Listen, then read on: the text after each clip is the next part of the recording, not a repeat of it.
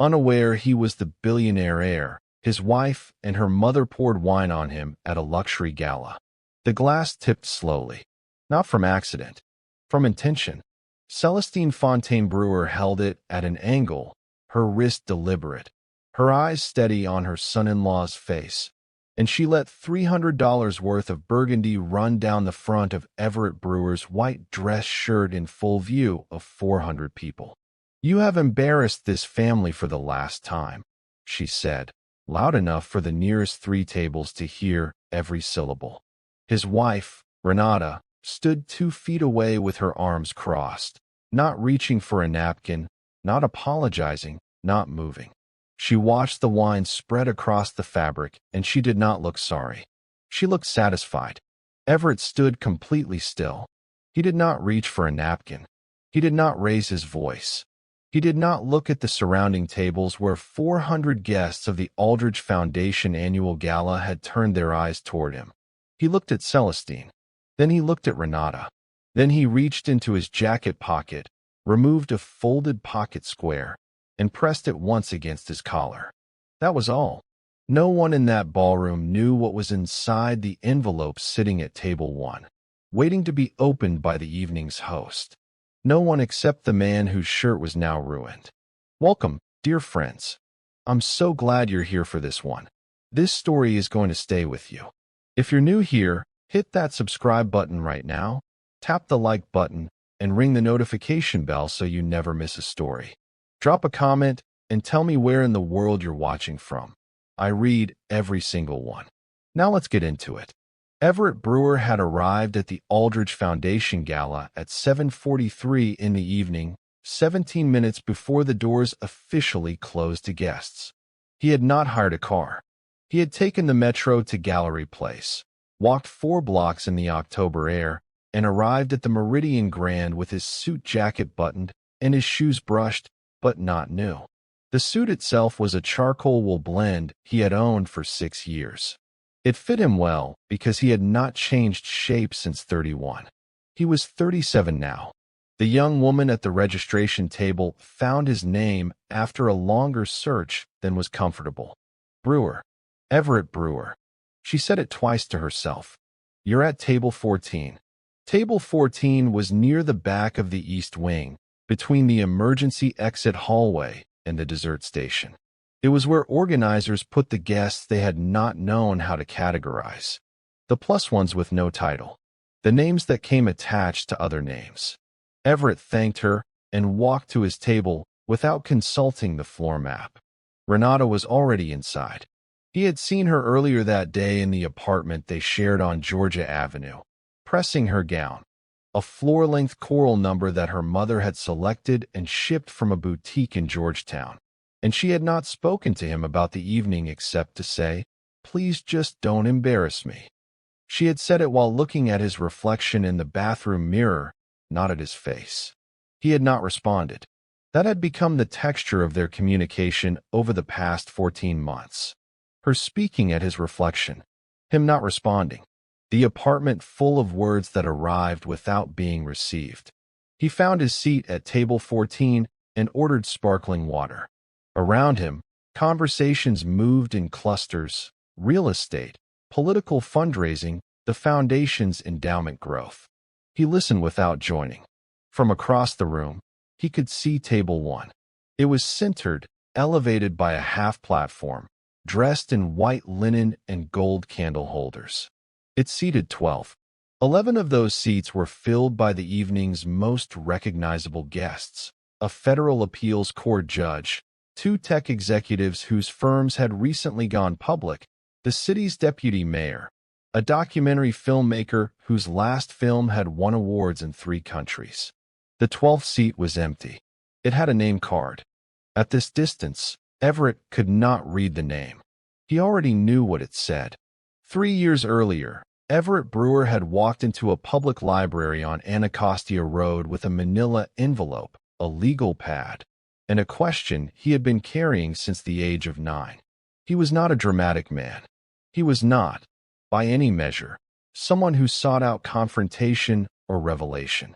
He had grown up in a 2-bedroom house in Southeast with his grandmother, Odessa Brewer, who worked the morning shift at a hospital laundry facility for 22 years and who taught him that quiet was not the same as weak, and that patience was not the same as passivity. Stillness, Odessa used to say, setting her coffee cup on the kitchen table with both hands, is where you go to think. Everybody who mistakes your stillness for submission is giving you information.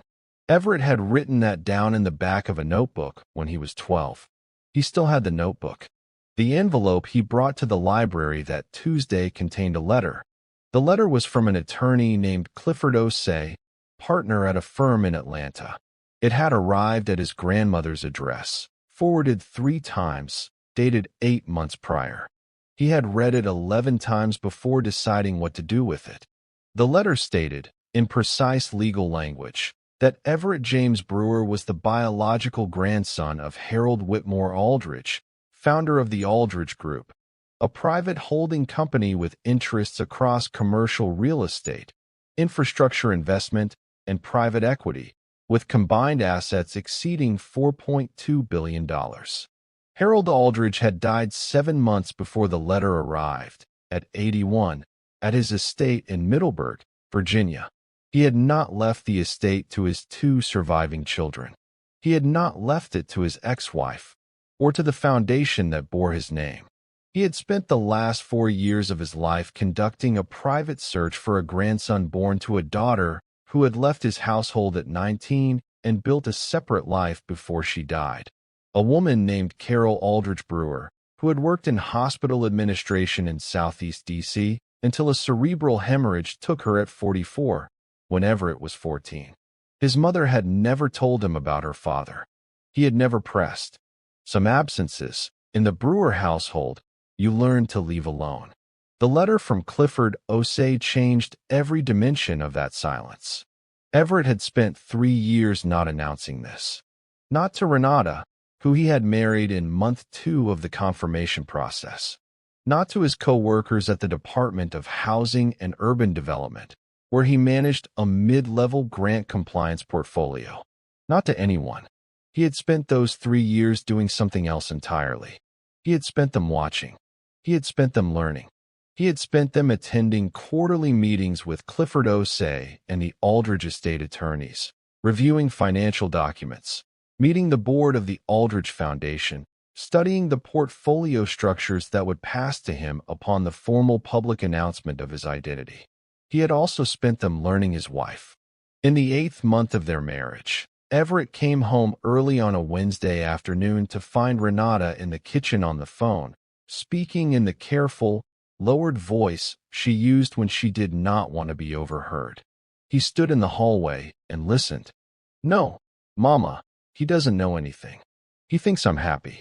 A pause. "Because I'm not going to file yet. The timing isn't right." Another pause. "I know what I'm doing. We need 12 months for the automatic joint property provisions to." She heard his keys on the counter and stopped. He walked into the kitchen and went to the refrigerator. She said into the phone, "I'll call you back," and hung up. "Hey," she said. "Hey," he said. He made a sandwich. She watched him with a look that was not guilt, but was adjacent to it, something calculating passing behind her eyes before her expression returned to its normal arrangement of mild indifference. He had not confronted her that day. He had gone into their bedroom and sat on the edge of the bed for 6 minutes, and then he had picked up his phone and called Clifford Osei. "I need to understand the full scope of what the marital disclosure timeline means for the estate transfer," he said. Clifford Osei, a careful man who did not rush his sentences, took a moment before answering. "It means," he said, "that whoever is legally married to the heir at the time of public disclosure stands to make certain claims. Virginia law is particular about this." "Are you asking me what I think you're asking me?" "Yes," Everett said. "Then we need to have a different kind of conversation." They had that conversation 4 more times over the following 6 months. A separate attorney, a woman named Portia Wynne Calloway, who practiced family law out of a quiet office in Silver Spring, joined those conversations in month 2. By the night of the gala, Everett Brewer had built, with the precision of someone who had been raised by a woman who wasted nothing, a legal wall around every asset, every right, and every financial structure attached to the Aldridge inheritance. The wall had no door that Renata's attorney could open. He had checked. The Aldridge Foundation annual gala was not a casual event. It raised between $6 and $9 million per evening for affordable housing initiatives across 5 mid-Atlantic cities. It was the foundation's primary public-facing event, and it was, in the specific world of DC's philanthropic circuit, an occasion that mattered. Renata had obtained their invitation through her mother's connection to a board-adjacent member named Theodore Ashe, who moved in Celestine Fontaine's social circles and who had secured 2 seats as a courtesy. Celestine had been angling for access to this event for 2 years. She attended these evenings not for the cause they served, but for the network they housed. Celestine Fontaine was a woman who had built a very specific life from a very specific premise. That proximity to wealth was itself a form of currency. She was 61, immaculately presented, and had a social intelligence that was real and should not be underestimated. She had guided Renata's choices, professional, romantic, financial, with the confidence of a woman who believed she understood how the world worked. She had not understood, when Renata brought Everett home 4 years ago, what she was looking at. She had looked at the modest car, the government salary, the quiet manner, and she had filed them in a category and closed the drawer. She had kept the drawer closed. When Everett arrived at table 14 and found Renata already seated at the adjacent table, table 11, which Celestine had arranged through a separate conversation with Theodore Ashe, his wife looked at him with an expression that contained no warmth and a very specific kind of assessment. "You wore that suit," Renata said. "Yes," he said. "I thought," she stopped, composed herself into a social smile for the couple at the next seat. "We'll talk later." Celestine arrived 20 minutes into the cocktail hour. She moved through the room with the practiced ease of someone who had been performing arrival for decades. When she saw Everett, her smile did not falter. It simply became a different kind of smile, the one she kept for situations she found inconvenient but manageable. "Everett," she said. "Celestine," he said. That was the full extent of their greeting. Across the room, near the entrance to the east corridor, a man named Clifford Osei stood with a glass of sparkling water and watched Everett Brewer for 2 seconds before returning his attention to the person beside him. At 8:15, the Foundation's executive director, a composed woman named Dr. Harriet Odom Clark, took the podium and began the formal portion of the evening. She spoke about the Foundation's history, about Harold Aldridge and his belief that home ownership was not a luxury, but a structural right, and that every community that lost its housing stability lost something that took generations to rebuild. She spoke about the portfolio of properties the Foundation had preserved, the down payment programs it had funded, the legal clinics it had supported for renters facing wrongful eviction. The room listened with the polite attention of people who had attended many such evenings. There was genuine engagement at some tables, and the performance of it at others.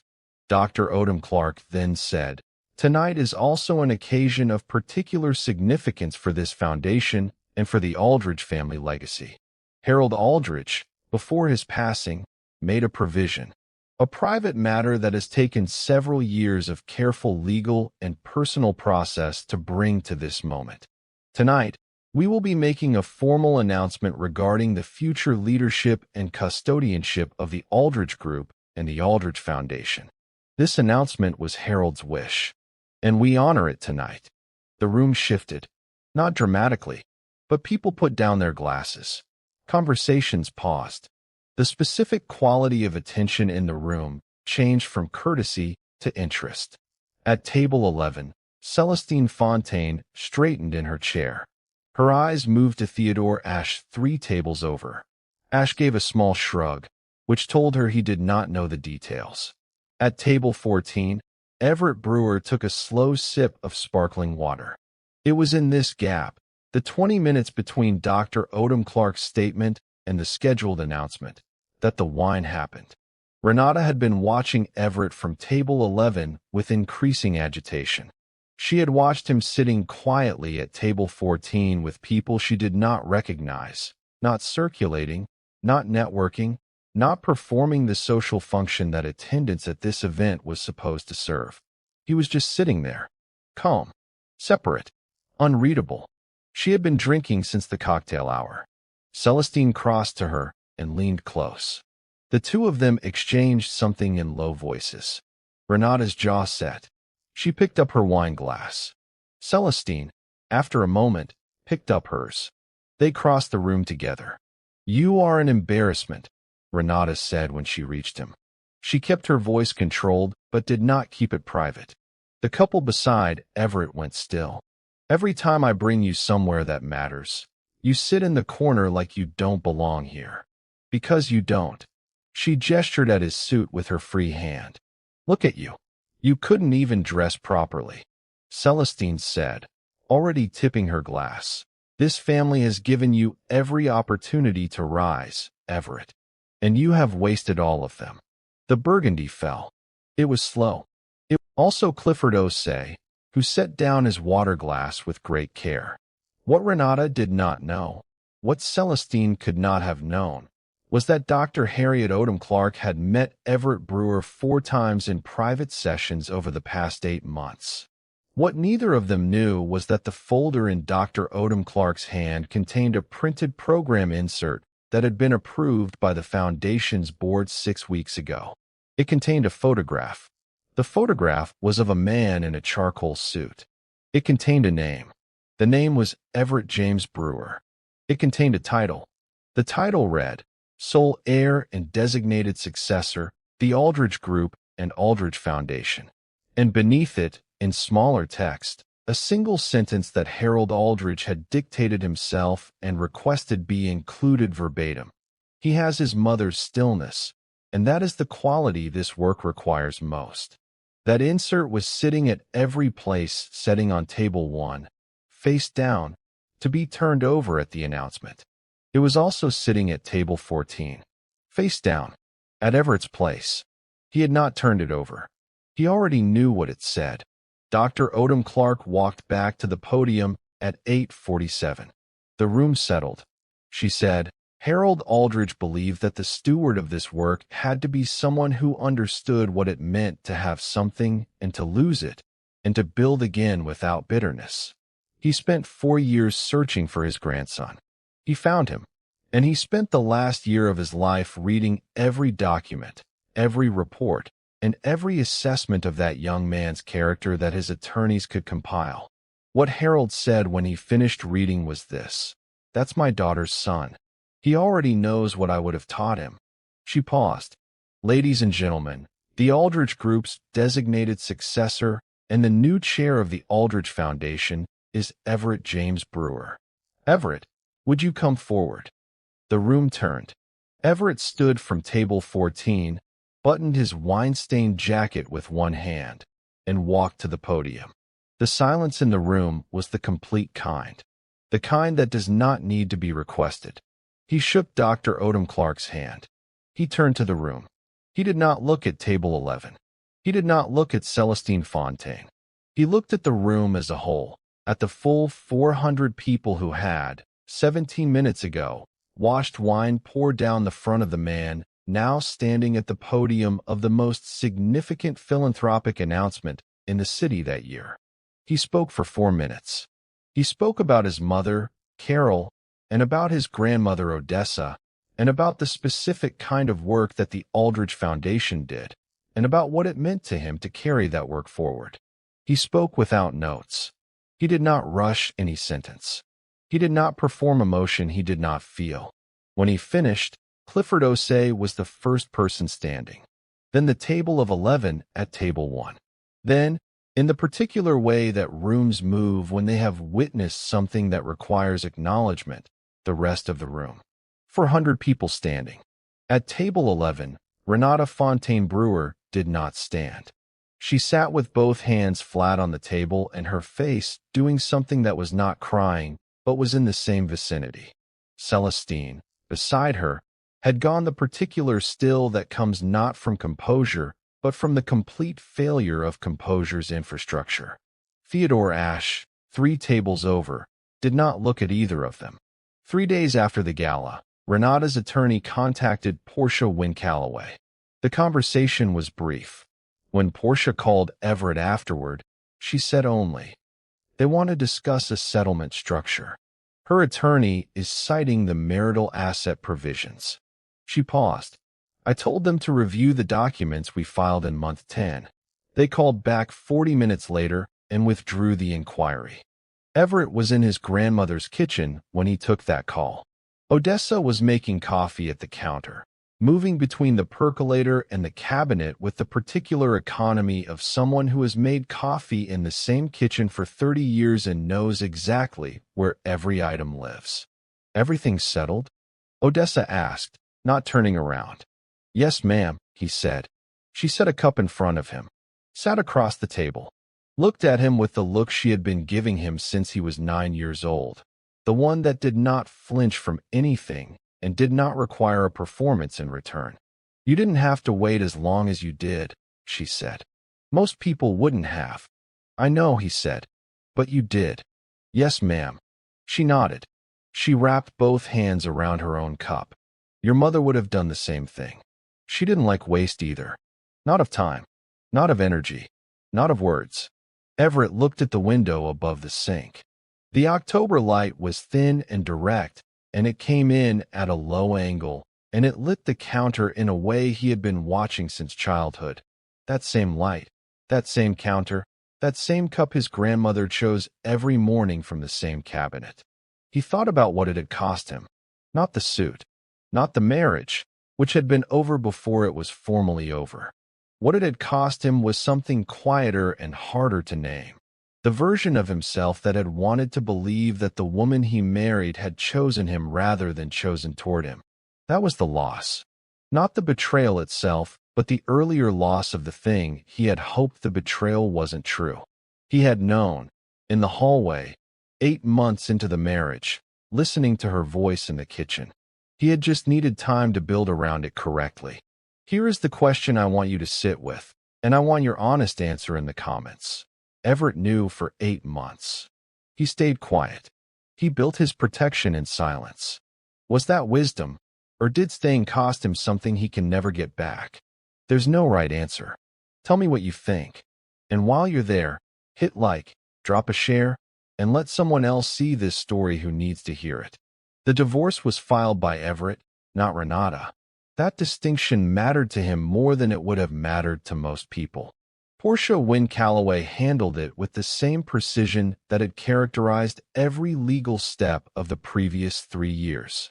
The prenuptial agreement, which Renata had signed before the wedding, and what had been presented to her as a standard document and which she had not read with sufficient care, was structured around a disclosure clause that rendered any claim to inheritance-linked assets unenforceable in the event of documented evidence of financial bad faith within the marriage.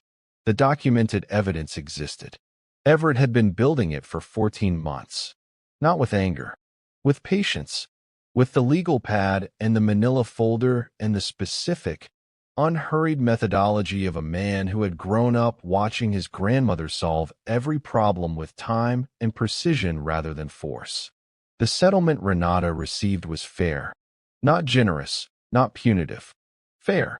It was the number Portia calculated as legally reasonable, and it was the number Everett agreed to without negotiation. When Renata's attorney pushed back, Everett's response, delivered through Portia, was 5 words. "That is our only offer." They accepted. At no point in the legal process did Everett communicate directly with Renata. At no point did he communicate with Celestine. He had nothing to say to either of them that the documents did not say better.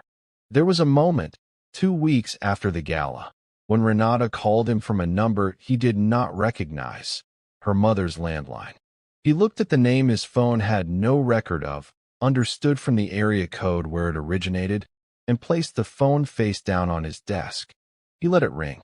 Then it stopped. He turned the phone over and went back to the foundation briefing document in front of him. That was the last contact she attempted. Celestine Fontaine was not a stupid woman. This needs to be stated plainly because the story could reduce her to one, and that would be a dishonesty. She had made a specific error, and the error was not stupidity. It was a failure of observation that came from a habit of categorizing quickly and never revisiting the category. She had looked at Everett Brewer once, in that first year, and she had placed him in a box labeled insufficient, and she had never opened the box again. She had not looked at what the box contained. She had looked only at its outside. This is a particular kind of intelligence failure that happens to smart people specifically. People confident enough in their first read that the second read never comes. She did not call Everett. She was not a woman who made calls she could not control the outcome of. What she did instead was send, 3 months after the gala, a letter through a mutual acquaintance, a single page, handwritten, that said, "I believe I misread you from the beginning. I am not asking for anything. I thought you should know I understand what I did."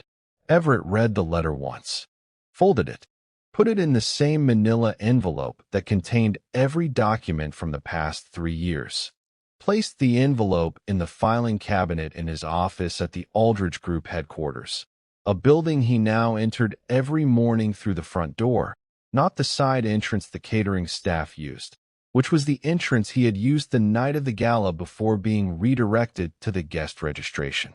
He did not respond to Celestine's letter. He did not need to. 6 months after the gala, Everett Brewer bought a house. Not for himself. For Odessa. It was in a neighborhood in Southeast she had lived adjacent to for 40 years.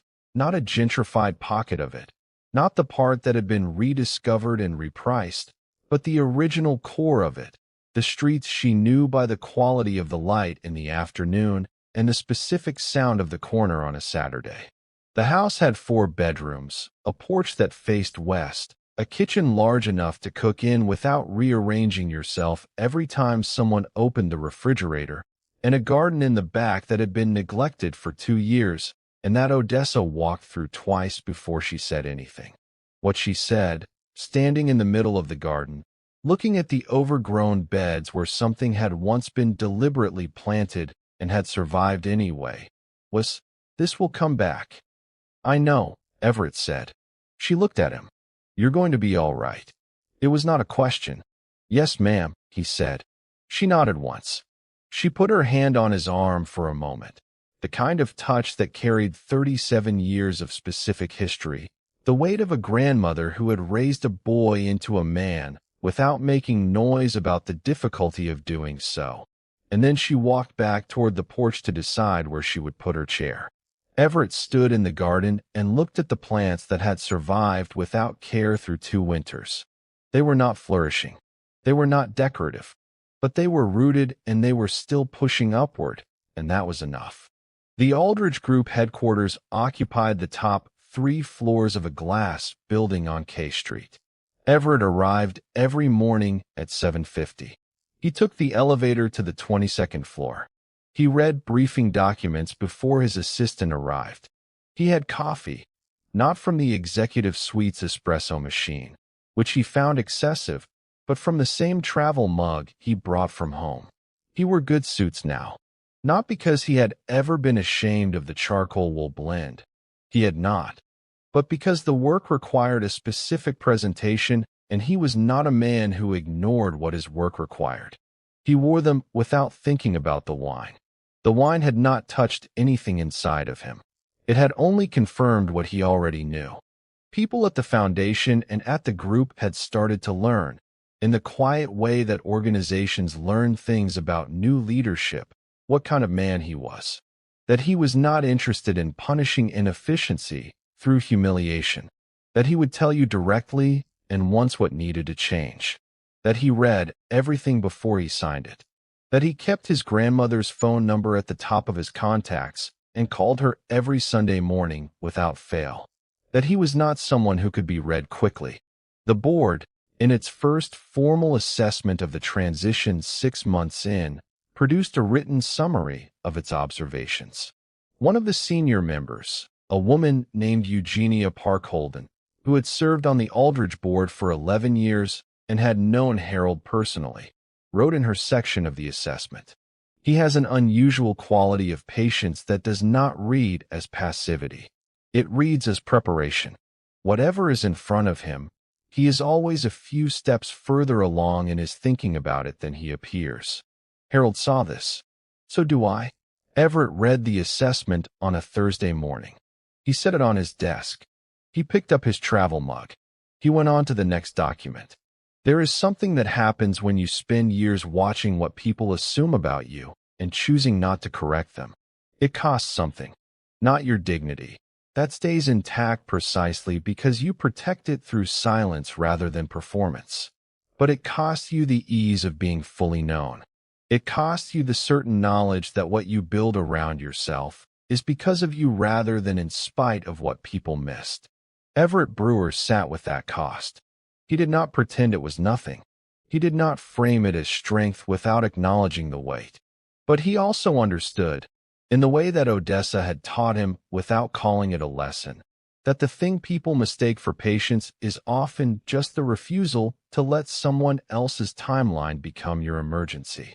That what looks from the outside like waiting is, from the inside, simply the work of building something correctly. Renata had poured wine on a man she thought she knew.